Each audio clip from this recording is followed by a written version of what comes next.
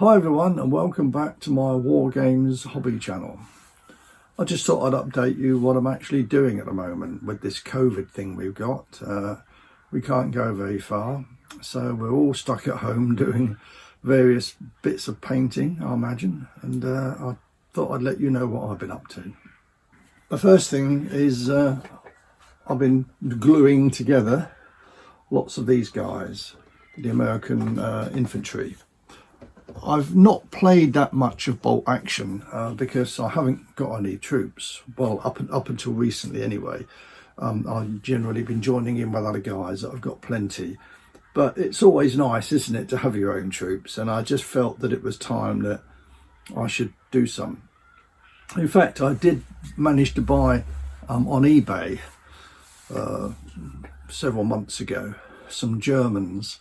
They were all made up and ready to be painted. They'd even been undercoated, but they hadn't been painted. Well, I've completed those. The last sort of 4 or 5 months I've been painting them, and they're finished. I'm really pleased with them. I'm not a brilliant painter, but I do them to a reasonable standard, as you can see from the ones I'm showing you here.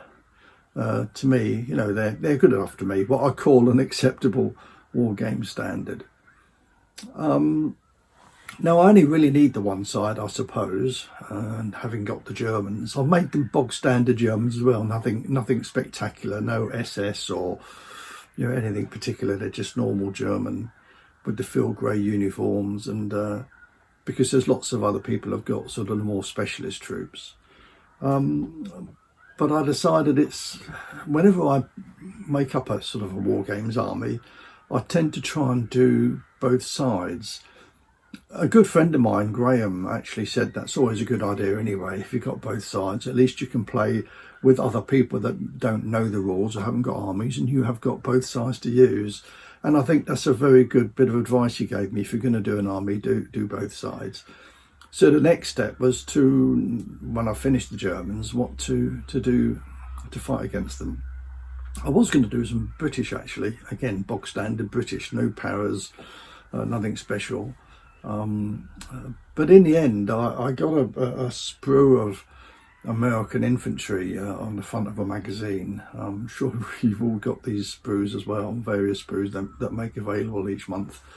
And I painted them up, and I was really pleased with them. In fact, let me just show you. Here we are. This is one of the guys I painted up. And yeah, I was very happy with them. So in the end, I decided I would just buy some more Americans, and this is what I bought. Of course, the hardest part I find, plastic figures. I mean, these are a very good buy. You do get 25 figures in there for, I forgot how much I paid actually, about £20, is it? Just over 20, I'm not sure. Maybe just under 20, honestly can't remember. And you do get 25 figures for that. And the advantage with plastic figures is they don't weigh much. So if you're carrying them to and from war games, carrying lots of lead figures can get quite heavy. And the plastics, of course, over the years have improved tremendously, and they are now really, really good. It's just the gluing the things together. It's a blooming pain, isn't it? I find it really hard work. You'll see that from this next picture, I've made a start. I've got another 15 already ready to go, and I'm just starting to cut the sprues up on the last 10, and then when I've got all 25 ready to go, I'll undercoat them. I won't paint them all in one go. I'll probably do it in batches of 8 or 9, something like that. Maybe 3 lots of batches. I find doing smaller batches, I tend to do better than if I do a mass all in one go. It seems to be slow progress that way. It makes no difference in the end. They'll all have to be painted. But yeah, it's just, I really find them really fiddly to put together. I do like, I mean, I've got a love and hate relationship with plastic figures, because I love them when they're finished. They look really good, like the ones I just showed you. I'm really happy with them. But putting them together in the first place is a right pain. I blooming hate it. There we are. So that's my project. I bought all the paints, everything's ready to go. It's just a case of getting started. I'm going to glue these together the next couple of days, the last 10. Then I'll be putting a base coat on them, and then in about the rate I paint, it'll be very slow.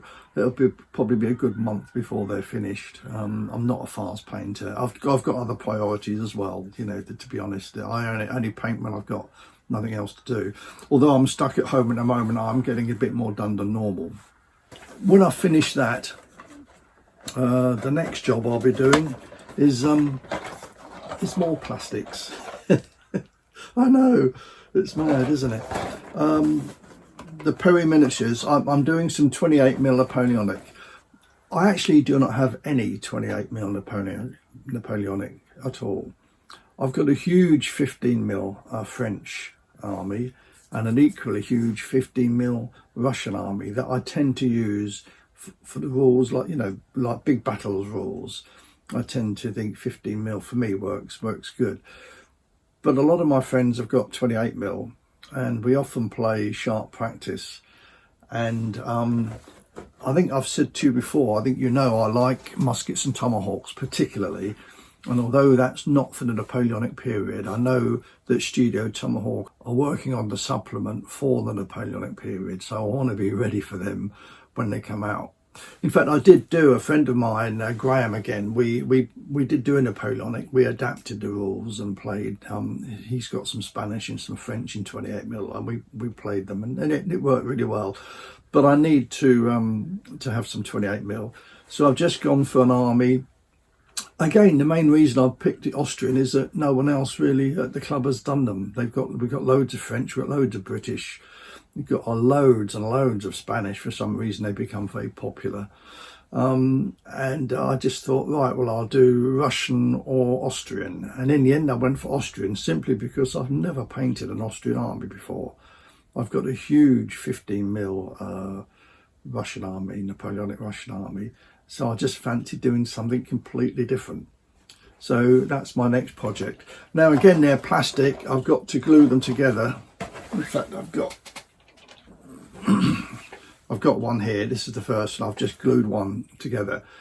Unlike Warlord, I find the Perries plastics very easy to glue together in comparison to Warlord.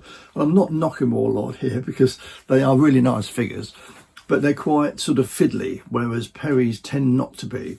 With the Napoleonic that they do, you simply have to, I've added them to the base I'm going to be using, which are the pennies. You stick the head, I'm using the Shako on this one, but you can use the helmet, and as you know, there's the one with the bit that goes up the side. I'm not sure what I'm going to do whether I'm going to do those yet. And you just put the backpack and the head on, and they're ready to go. And you add them to a base. So it doesn't take any time at all. The only thing I would say is that the poses they're all march order. I might get some metal skirmishers, which I prefer to be, you know, in a skirmish position, firing their rifle rather than marching. But you know, they are what they are. It's a very good deal because I bought these. You know, they were $18.99. I've still got the price on the box, and you get 48 figures for that, which is pretty amazing, really. And of course, you can, and it comes with a good painting guide inside as well. I'm not sure what I'm going to be doing yet, whether I do the Hungarian troops, which have got the blue trousers, or stick to the Austrian and the German ones, which have got the white trousers, or maybe even do some of the Landwehr, which are listed here, as you can see. There's the different helmet. You see, there's that helmet there, which is the one with the bit that sticks up the side, or there's the helmet, or the Shako. So that will be my next project after I finish the Germans. So there's plenty for me to do there, quite a lot of plastics to be painted. Sort of what, that's 48, so I've still got about 60 or 70 figures to paint there. I've also got a few troops for my American War of Independence, but they'll be low down the list. I don't really need those. I've got enough. I'm just doing additional units to give me flexibility, but they're not urgently required, so they'll be the bottom of the list. The other thing I'm doing is I mentioned it before. I'm going to be putting on some videos on YouTube on how to play certain rules that I myself know reasonably well. I'd never say I'm an expert in any rules, but there are certain rules that I do know pretty well now.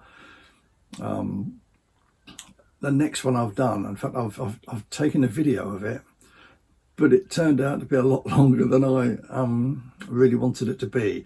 So I'm having to edit it quite heavily.